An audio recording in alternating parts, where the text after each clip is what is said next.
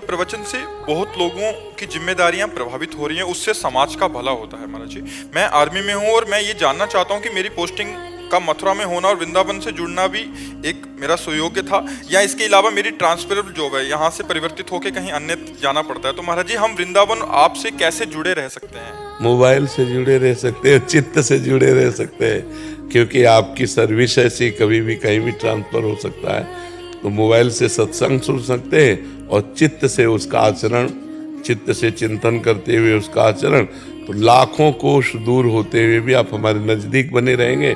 और हमारी बात ना मानी जाए, हमारी बात का आदर ना किया जाए, तो हमारे समीप रहते हुए भी लाखों कोष दूर है, और लाखों कोष दूर रहता हुआ भी हमारी बात का आदर करे, हमारी बात के अनुसार चले, भगवान का चिंतन करे, तो नज़दीक ही माना जाएगा। जिसका चित्त जहाँ होता है वहाँ उसकी उपस्थिति मानी जाती है। शास्त्र के अनुसार शरीर की उपस्थिति उपस्थिति नहीं है, चित्त की उपस्थिति उपस्थिति है।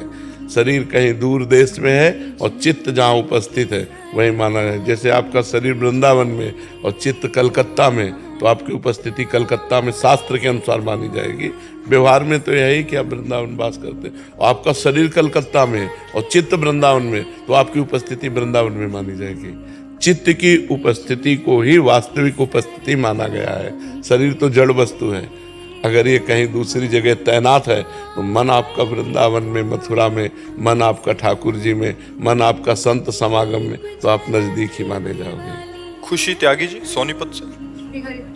श्री हरिवंश महाराज जी, आपके चरणों में कोटि कोटि प्रणाम। महाराज जी, भागवती का अनुभूति केवल कुछ क्षण के लिए ही महसूस क्यों होती है? वो अनुभूति ही नहीं जो कुछ समय के लिए होती हो। किसका प्रश्न है? नहीं, वो अनुभूति नहीं।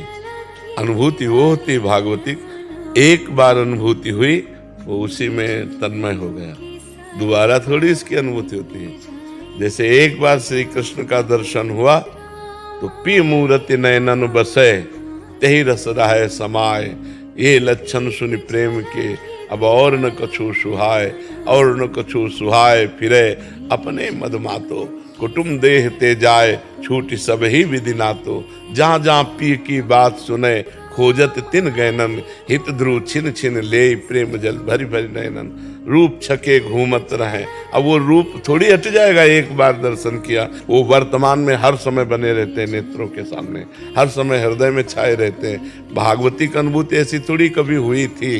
नहीं, ऐसा नहीं, अभी अनुभूति हुई ही नहीं।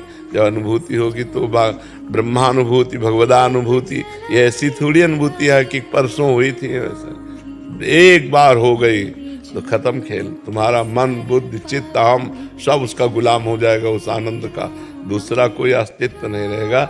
जैसे पारस के स्पर्श से निकृष्ट लोहा स्वर्ण हो जाता है, ऐसे भगवत अनुभूति से प्राकृतिक मन, बुद्धि, चित्त ये सब ब्रह्माकार हो जाते हैं, भगवदाकार हो जाते हैं। फिर अनुभूति का मतलब क्या कि वो छोटी छोटी अनुभूतियाँ होती रहे। ये अनुभूतियाँ ऐसे गुणों के अनुसार होती हैं। देखो, अपने अंदर जो अभी आनंद आता है वो आनंद कोश से आता है।